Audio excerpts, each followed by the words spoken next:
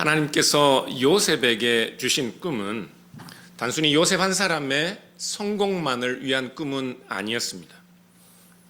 요셉이 꾼 꿈은 동생에게 형들이 절하는 꿈이었습니다. 그 당시 사회적 관습, 사회적 질서를 뒤흔드는 위험천만한 꿈이었습니다. 당연히 그 꿈은 형들이 좋아할 리가 없었습니다. 그래서 그 꿈을 꾼 요셉은 형들에게 미움을 받았습니다. 형들에게 미움을 받은 요셉은 결국 애굽으로 팔렸고 지옥 같은 지하 감옥에서 수년을 보내야 했습니다. 그러나 마침내는 그 꿈 때문에 요셉은 높아져서 많은 사람들의 생명을 구했습니다. 하나님의 꿈은 한 사람 낮은 사람을 높여 많은 사람들을 구원하는 길로 인도하시는 것이 하나님의 꿈입니다. 그 하나님의 꿈은 우리가 살아가는 일반적인 세상의 관습과 사회적인 질서와는 어울리지 않아서 마치 한밤에 요셉에게 도둑처럼 찾아온 그 꿈은 요셉의 인생 전체를 흔들어 놓을 만한 그런 꿈이었습니다. 하나님의 꿈은, 하나님이 우리에게 주신 꿈은 우리의 인생 전체를 뒤흔들어 놓을 만한 그런 꿈, 그 꿈은 언제나 우리가 익숙하게 살아가는 이 세상의 질서, 우리가 익숙한 이 세상의 관습들, 우리가 당연하게 여기는 그런 가치들을 전복하고 역전시키는 과격하고 때로는 아주 불쾌한 그런 꿈일 수도 있습니다. 학개서 2장 6절을 보면 하나님께서 이런 말씀을 하십니다. 만군의 여호와가 이같이 말하노라. 조금 있으면 내가 하늘과 땅과 바다와 육지를 흔들어 놓을 것이요 또한 모든 나라를 흔들 것이라 말씀하고, 히브리서 12장은 이 말씀을 언급하면서 이렇게 해석해요. 진동하지 아니하는 것을 영원토록 세우기 위해, 진동하지 않을 것들을 영원토록 보존하기 위해 진동할 것들을, 하나님께서 만드신 것들을 반드시 변화되도록 흔들어 낼 것이라고 말씀하고 있습니다. 영원한 하나님의 질서를 세우기 위해 진동할 것들, 흔들릴 것들을 하나님께서 흔들어 버릴 거라고 말씀하고 있습니다. 오늘 본문에서 우리는 놀랍게도 사람들이 익숙하게 여기는 세상의 관습과 질서, 세상의 가치와 세상의 영광을 흔들어 역전시키는 하나님의 놀라운 꿈을 발견할 수 있습니다. 야곱이 병들었다는 소식을 들은 요셉이 두 아들을 데리고 아버지를 방문합니다. 야곱이 이제는 자기 생명이 얼마 남지를 않은 줄 알고 요셉의 두 아들을 축복하려고 하자 요셉은 야곱의 오른편에 장자 므낫세를 세우고 야곱의 왼편에, 왼손이 있는 곳에 그 차남 둘째 아들 에프라임을 세웁니다. 오른편은 언제나 힘과 명예와 영광을 상징했기 때문에 당연히 야곱이 요셉의 아들을 축복할 때 오른손으로 축복해야 하는 아들은 큰 아들일 거예요. 큰 아들이 언제나 힘과 명예와 영광을 받을 것으로 그렇게 요셉도 그렇게 여기고, 그래서 야곱 앞에 오른편에는 므낫세를, 왼편에는 에프라임을 세웠습니다.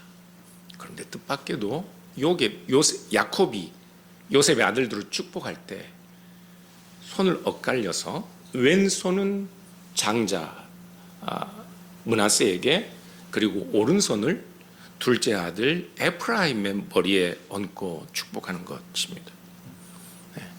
둘째, 나중된 자, 작은 자가 큰 자, 먼저 된 자, 장자가 받아야 할 복을 받도록 그렇게 야곱이 축복하고 있습니다. 그런데 그것을 본 요셉은 기뻐하지 않습니다. 마음이 불편해요. 17절에 아버지가 오른손을 에브라임의 둘째 아들의 머리에 얹은 것을 보고 기뻐하지 아니하여 아버지의 손을 에프라임의 머리에서 므낫세의 머리로 옮기고자 하며 그의 아버지에게 이르되 아버지여 그리 마옵소서 이는 장자이니 오른손을 그의 머리에 얹으소서 그렇게 요구하고 있습니다. 요셉이 기뻐하지 않는다는 말은 그 마음이 쉼이 불편하단 말입니다. 어떤 면으로는 크게 화를 낼 수도 있습니다. 아버지가 장자가 아닌 나중된 자, 큰 자가 아닌 작은 자를 앞세우고 있었기 때문에 그렇습니다. 그래서 아버지의 엇갈린 연약한 팔을 그 강한 힘으로 단단하게 붙들고 퉁명스럽게 아버지 그리하지 마세요. 오른손을 큰 아이의 머리에 얹으세요. 그렇게 힘주어 아버지께 요구하고 있어요.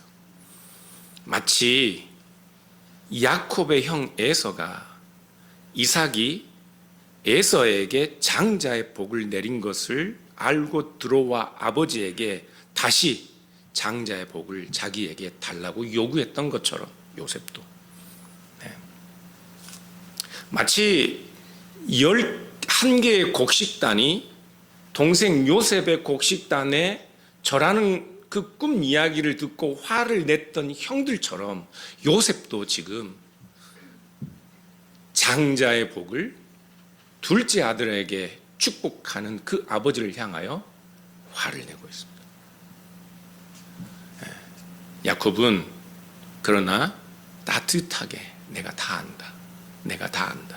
그러나 내가 일부러 이렇게 축복한다고 아들을 요셉을 설득합니다. 19절부터 같이 한번 읽어볼까요? 네. 그의 아버지가 허락하지 아니하며 이르되 나도 안다. 나도 안다.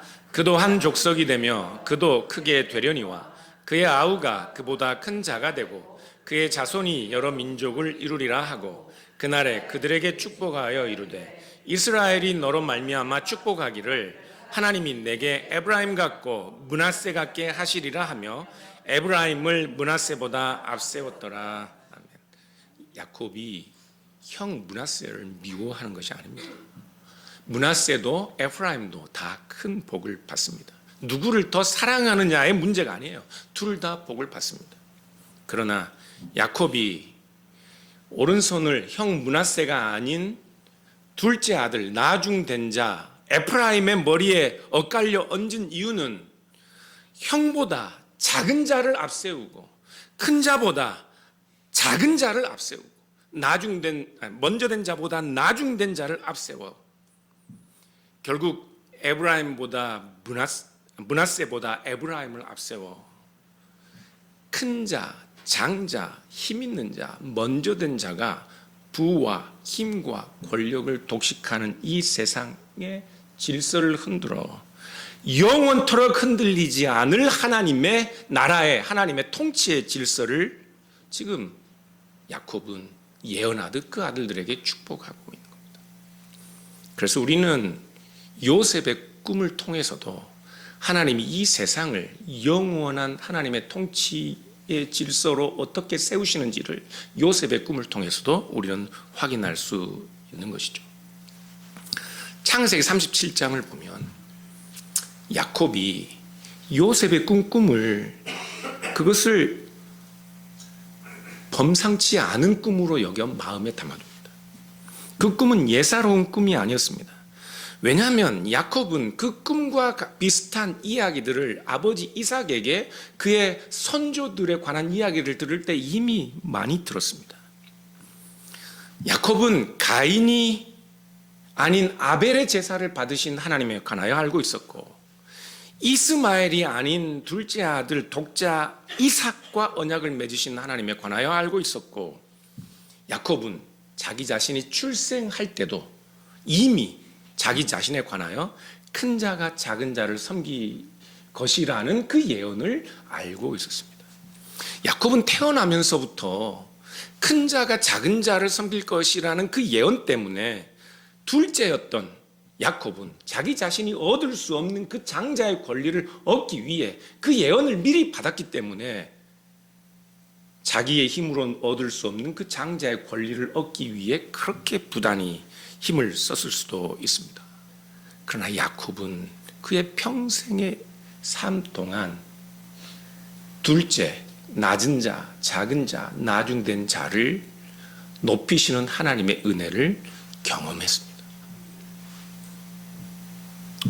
나중된 자가 앞서고 작은 자가 큰 자의 섬김을 받는 그 이야기는 야콥이라는 사람의 앞뒤 그 모든 주변, 인생의 주변을 둘러싸고 있는 이야기였습니다. 그래서 야콥은 요셉의 꿈 이야기를 쉽게 무시하지 못하고 마음속에 담아 두었고, 이제 야콥은 바로 그 꿈을 통해서 하나님께서 요셉에게 주신 그 꿈을 분명하게 알아서 요셉의 자녀들을 축복할 때 나중된 자가 먼저 되는 그 하나님 나라의 질서를 예언하듯 둘째에게, 나중된 자에게, 작은 자에게 장자가 받을 축복을 예언하듯 축복하는 것이라고요.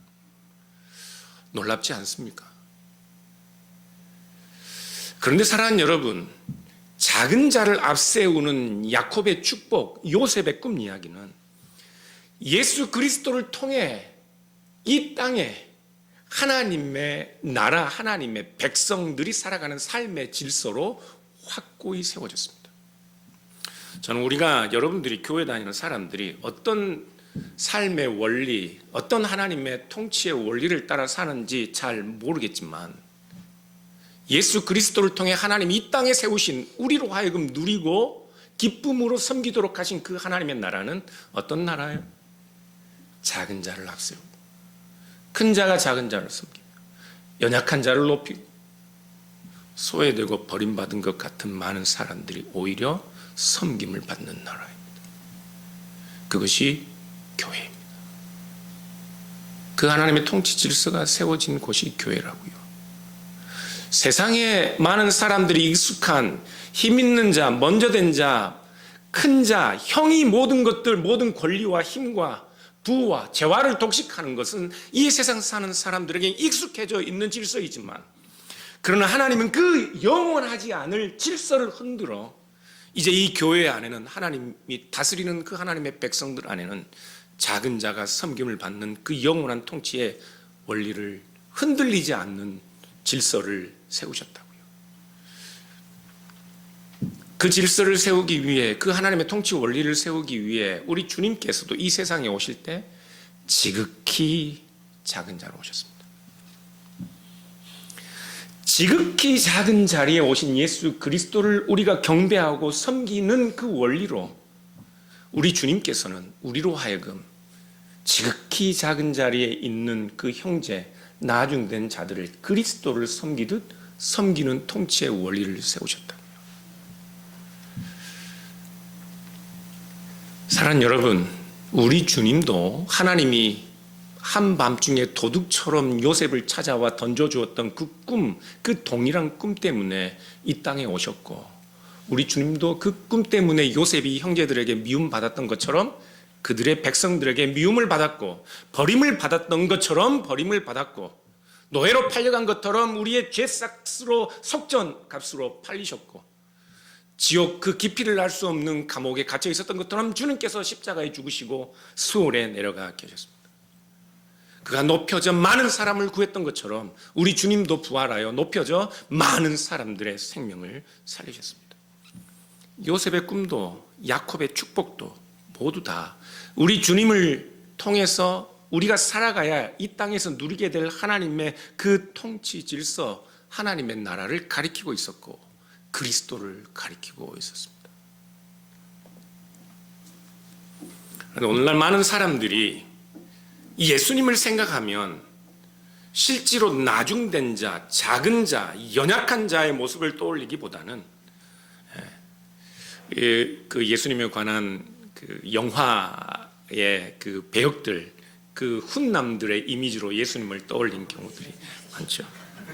찰랑거리는 금발에 파란 눈에 백인 미남 형의 예수님.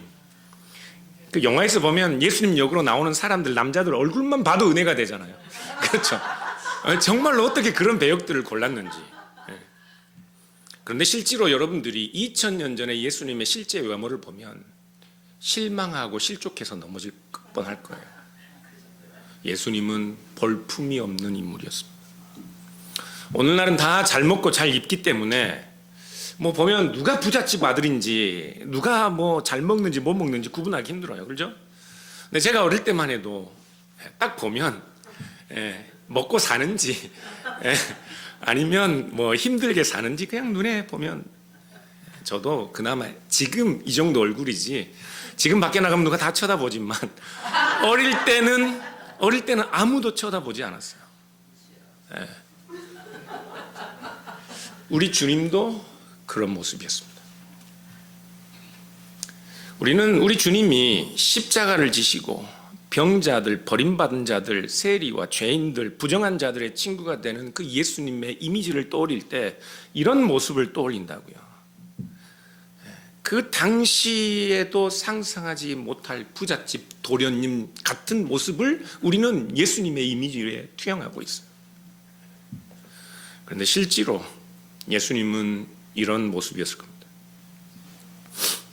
예수님은 당시 로마의 식민 지배를 받던 곳에서 로마 병정들의 폭압과 폭력에 신음하던 사람들 중에 한 사람입니다. 그 당시 대부분의 사람들, 70%, 80% 되는 사람들이 하루 한 끼로 일용할 양식으로 한 끼를 연명하던 그런 사람들. 예수님은 강제 부역에 끌려나가서 뜨거운 떼약볕에 얼굴이 시커멓게 그을리고 언제 쓰러질지 모를 그런 비쩍 바른 몸에 손에는 온통 굳은 살이 박힌 그런 사람들 중에 한 사람이었을 거예요. 그런데 그 당시에 배고프고 배움이 없는 일일 품삯을 받고 살아야 하며 하루 한 끼로 연명해야 하는 사람들 같이 연약했던 예수가 배우지 못해서 글도 모를 것 같은 그가 부유한 제사장, 권력 있는 바리새인 가문, 그 집안의 출신들, 그 집안의 도련님들과 함께 하나님의 말씀을 쟁론하고 그들에게 오히려 하나님의 말씀을 가르치고 오히려 사람들에게 권위 있는 말씀으로 사람들을 이끌고 있습니다. 그것을 좋아하지 않을 사람들은 누굴까요? 먼저 된 자들, 힘과 권력, 부와 재능과 모든 정보를 소유한 자들, 그들은 배움이 없는 갈릴리 나사렛 출신의 예수가 힘과 권력과 부와 명예를 가진 자신들과 동등하게 논쟁하는 것을 즐거워하지 않았습니다. 요셉의 꿈을 미워했던 형들처럼 지금 그 힘으로 아버지의 엇갈린 손을 다시 바로잡으려고 하는 요셉처럼 예수님 당시의 유대인들은 사회 질서, 익숙한 우리가 살아가는 세상의 관습들을 역전시키는 예수님의 삶을 억지로 바로잡으려고 했습니다. 그들은 당장 예수님의 신분을 문제 삼았습니다. 이 사람이 요셉의 아들 예수가 아니냐? 우리가 이 사람의 출신 성분을 다 아는데, 우리가 그의 부모를 아는데, 아니 자기가 하늘로부터 내려왔다 하니 도대체 어찌된 말이냐? 예수님에 관한 이야기를 처음 들은 나다나엘은 나사렛에서 무슨 선한 것이 나겠느냐? 아니 이 사람은 배우지도 아니하였거늘 어떻게 그를 아느냐? 하물며 예수님을 아버지를 모르는 사생자라고 여기는 사람들은 우리는 음행으로 난 자가 아니라 예수님을 힐난하였습니다. 요셉이 아버지의 오른손을 다시 바로잡으려 했던 것처럼 유대인들도 제사장들도 바리새인들도 그들이 익숙한 그들의 힘과 권력과 부를 지켜줄 세상의 질서, 세상의 법도와 전통을 바로잡기 위해, 그것을 지키기 위해 예수님을 미워하고 버리고 십자가에 못 박은 것입니다. 그런데 여러분, 우리 주님께서 십자가에 못 박히시기 전에 제자들과 함께 마지막 성만찬을 제정하시면서 성만찬을 통해 예수 그리스도를 기념하도록 우리 주님께서 떡과 잔으로 제자들과 애찬을 나누시면서 하시는 말씀이 무엇이었습니까? 너희 중에 누구든지 높아지고자 하는 자는 낮아져야 하리라. 너희 중에 누구든지 섬김을 받고자 하면 섬기는 자가 되어야 하리라. 근데 사랑하는 여러분, 우리는 작은 자가 대접받는 것 좋아하지 않습니다. 우리는 작은 자, 힘이 없는 자, 나중된 자를 나보다 앞세우는 것을 좋아하지 않습니다. 우리는 어디서라도 어디서든지 큰 자가 되기를 원합니다. 먼저 된 자가 되기를 원합니다. 저기서 내가 큰 자가 아니고 저기서 높아지지 않았으면 여기서는 높은 자가 되고 여기서는 섬김을 받는 자가 되고 싶어 해요. 우리는 누구나 다 힘을 원합니다. 그래서 이런 인간의 본성적인 힘을 향한 욕구를 통찰한 이 독일의 위대한 천재 철학자는, 니체라는 철학자는 빌레 주 마흐트, 모든 사람들은 권력, 힘을 향한 의지들을 가지고 있다, 그렇게 이야기했습니다. 우리는 모든 사람들이 함께 연약한 자를 높여 그 원리로 작은 자, 나중된 자, 힘이 없는 자, 사람들에게 소외된 자를 높여 그 원리로 모든 사람들이 함께 하나님의 복을 누리게 되는 하나님의 통치 원리, 우리 별로 갈망하지 않습니다. 그러나 사랑하는 여러분, 하나님은 예수 그리스도 안에서 그 영원하지 않을 그 흔들리는 이 세상의 질서를 흔들어 대신 우리에게 영원히 흔들리지 않는 질서를 세우셨습니다. 하나님의 통치 원리 무엇이라고요? 나중된 자를 앞세우는 것, 소외된 자를 앞세우는 것, 작은 자를 높여주는 것, 섬김을 받지 못할 사람들을 섬기는 것, 그것이 교회입니다. 제가 어느 날 병원에 병이 온 몸에 퍼져서 손가락 하나 제대로 움직이지 못하는 소망 없는 형제를 방문한 적이 있었습니다. 그 형제에게 하나님의 나라가 무엇과 같은가 하는 비유를 설교한 적이 있습니다. 하나님의 나라는 포도원의 일꾼을 찾으러 일찍 나간 포도원 주인과 같다. 그 형제에게 제가 물었어요. 하나님의 나라가 죽어서 가거나 저기 있는 게 아니고 포도원의 일꾼들을 찾으러 나간 포도원 주인과 같다는 말씀이 이해되냐고요? 물었더니 한 번도 그렇게 생각을 안 해봤대요. 여러분들도 그렇죠. 여러분들도 천국 그러면 죽어서 가는 곳으로만 생각하잖아요. 아닌 거 아니잖아요. 그렇죠. 다 그렇게 생각해요. 근데 예수 그리스도께서 이 땅에 가져오신 영원히 흔들리지 않는 하나님의 통치, 그것을 우리 주님께서는 아침 일찍 포도원 품꾼들을 찾아 나간 포도원 주인에 비유하셨습니다. 포도원 주인이 아침에 일찍 포도원의 일꾼들을 부르기 위해 장터에 나갔더니 사람들이 있어요. 그래서 그들에게 하루에 한 데나리온씩 주기로 약속하고 그들을 포도원에 불렀습니다. 정오에 나가보니 또 사람들이 있어요. 그래서 이 포도원 주인이 너희들 왜 지금까지 여기서 이렇게 일하고 놀고 있니? 그랬더니 본인들을 데려다 써주는 사람이 없대요. 그래, 포도원에 들어와서 일해라. 그들에게도 주인은 한 데나리온씩을 주기로 했습니다. 3시에 나가보니 3시에 또 장터에 사람들이 놀고 있는 거예요. 아니, 너희들은 왜 일을 하지 않고 여기서 하루 종일 놀고 있니? 우리를 불러 써주는 사람이 없습니다. 그래, 포도원에 들어와 일해라. 5시에 나가서 보니 하루 종일 동안 그 장터에서 놀고 있는 사람들이 있는 거예요. 그래서 주인이 나무라든 너희는 왜 하루 종일 일도 않고 여기에 이러고 있니? 우리를 불러 써주는 사람이 없습니다. 1시간 후에 6시 이제 일을 마무리할 때 주인이 청지기를 불러 결산을 하게 합니다. 5시에 온 사람에게 하루 일당, 그 당시에 로마 병정들이 하루 품삯으로 받는 한 데나리온을 지급합니다. 5시에 들어온 사람인데 3시에 들어온 사람에게도 한 데나리온을 주는 거예요. 그러면 이제 12시, 아침 9시에 들어온 사람들 어떻게 생각하겠어요? 우리는 분명히 더블로 받겠구나. 그런데 그 사람들에게도 똑같이 한 데나리온씩을 줍니다.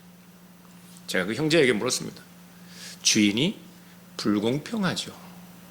네, 불공평한데요.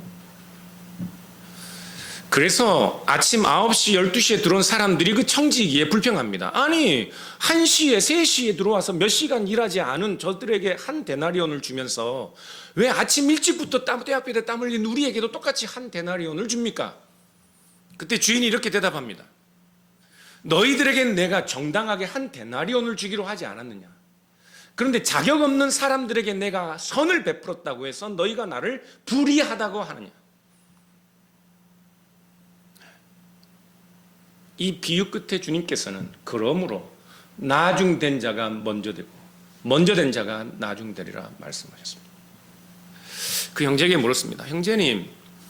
형제님은 만일에 예수님께서 하나님께서 이렇게 포도원 주인처럼 와서 포도원 하나님의 나라에 데려갈 거라고 하면 형제님은 몇 시에 불려간 사람 같아요? 몸도 하나 움직이지도 못하고 손가락도 움직이지 못하고 모든 암세포가 몸에 다 퍼져 있는 양반인데 저는 아침 일찍 하나님께 불려간 사람 같아요. 그래서 그 형제에게 이야기했습니다. 새벽 5시에 아침 9시, 12시에 불려간 사람들은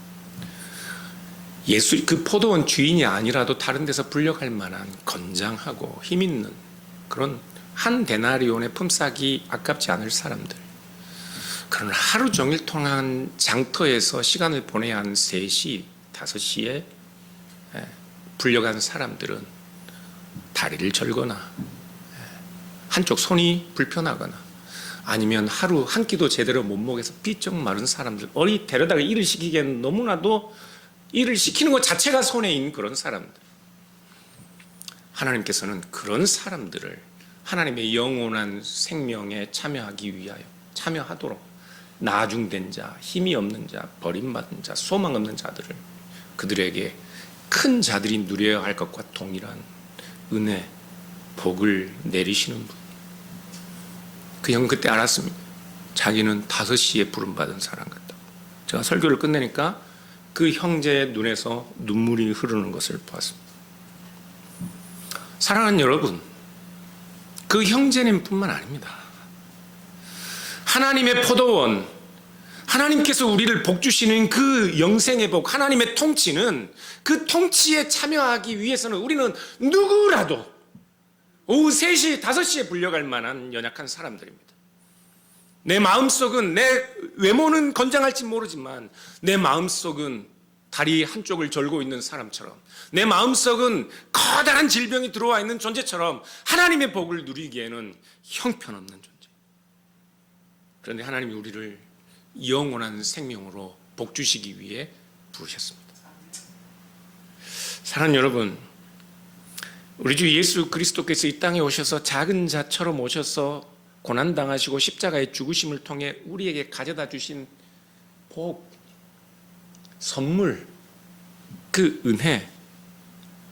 은혜는 우리가 어떤 것으로도 보답할 수 없는, 하나님께서 우리에게 베푸신 그 은혜는, 그 선물은, 그 하나님의 통치는 우리가 어떤 것으로도 되갚을 수 없는, 상응할 수 없는, 그 상응된 값을 지불할 수 없는 비상승의 선물입니다.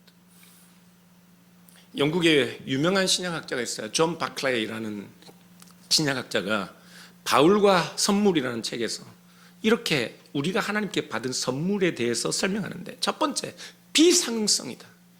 하나님께서 우리에게 베푸신 그 은혜, 그 선물은 우리가 어떤 것으로 상응하는 것으로 하나님 앞에 대갚을 수 없는 것, 그 큰 은혜, 그 큰 선물을 받았다고요. 상응할 수 없는 선물을 받았기 때문에 그 선물은, 하나님께서 우리에게 베푸신 그 은혜는 초충만해요. 초충만한 선물입니다.